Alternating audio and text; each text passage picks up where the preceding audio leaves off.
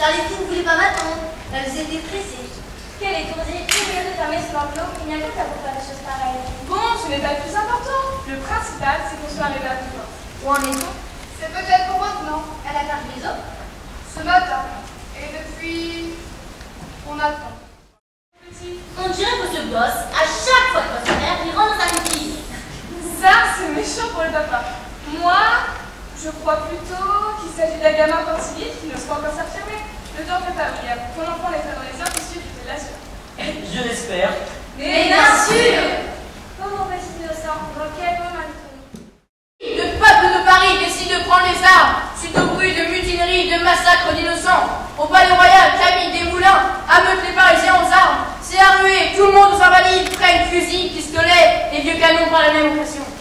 Mais là, c'est posé un problème de taille. Voyez-vous lequel? La poudre! Événement, la poudre! Point de poudre pour chercher les fusils. Mais là, quelqu'un a une idée. La poudre, c'est à la Bastille qu'elle se trouve.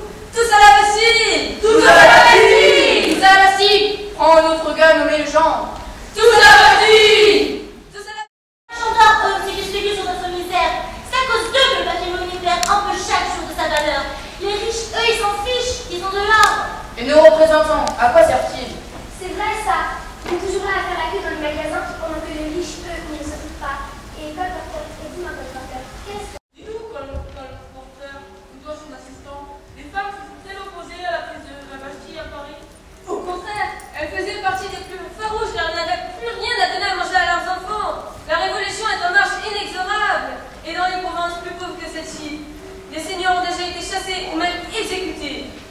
Soyez lucides, il ne servirait à rien de demander des comptes à notre vieux oncle. Attendons plutôt le retour de son fils. Moi, je voudrais que mon fils, je me vois sur le champ, vive dans un pays de liberté et qu'il soit fier que son père ait contribué.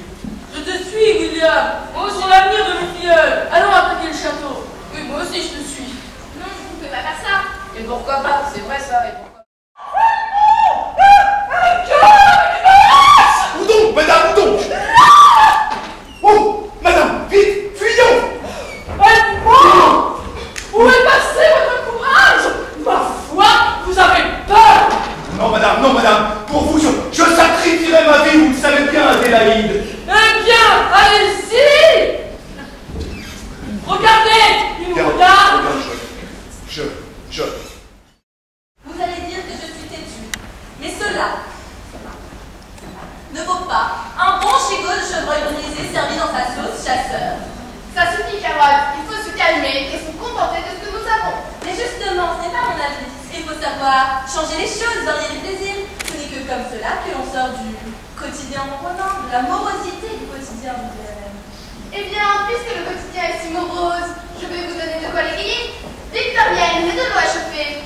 Pauline, va me chercher la tisane. Et vous, mangez les carottes, vous m'aiderez à préparer la poularde. S'emparer d'une vieille prison utilisée? Quelle drôle d'idée! S'ils en veulent à ce pauvre Louis, qui m'a tout l'air d'un brave pauvre, ne serait-ce les folies de la reine et de ses courtisans? Mais tout cela est bien loin de nous. Pourquoi ne pas lui demander directement des comptes à Versailles? C'est une longue histoire que je vais tenter de vous résumer, mais pour vous dans le grain. Il faut aimer que l'aveugle! Monsieur le comte, il est mort! Que lui est-il arrivé? Une embolie, il a fait le cœur? Monsieur le comte est mort, empoisonné par ma tisane. Mon Dieu, qu'ai-je fait? Occupez-vous d'elle, je vais m'en rendre compte moi-même. Mais voyons, Amélie, une tisane de tilleul n'a jamais tué personne, c'est moi-même qui ai mis les feuilles dans l'eau chaude. Ça donc, complicité. Ah non, c'est d'abord chez nous que tu es venu, Paul Porter, et que tu as monté la tête aux hommes pour qu'ils fassent la révolution. Même que si on est venu, c'est parce qu'on ne voulait pas que les hommes viennent avec nous. Ton associé est resté avec eux pour le calmer, car on n'est pas assez eux qui voulaient tuer monsieur le comte. Mais comme tu t'es aperçu que les alliés étaient très partagés, tu as grimpé ici pour trouver notre solution. Voilà comment je vois les choses, moi. À mon avis, c'est lui qui, pour une raison obscure connue de Lucerne, voulait se débarrasser du comte de la Haute-Frier. Mais quel intérêt aurait-il? C'est un étranger. Seul quelqu'un de proche de monsieur le comte aurait pu faire une chose pareille. Pas de m'insulter. L'affaire n'a pas tourné comme je l'avais imaginé. Le peuple de province avait du mal à se soulever, mon frère était absent. Peu importe, le résultat est là. Je surviens pour découvrir que mon petit frère a glissé une pincée de Morin dans la tisane de mon père.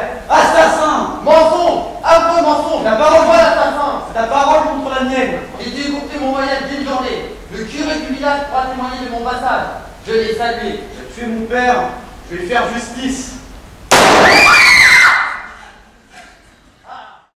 Qu'en dites-vous, mes amis? Vive la République! Vive la République! Mes amis, un tel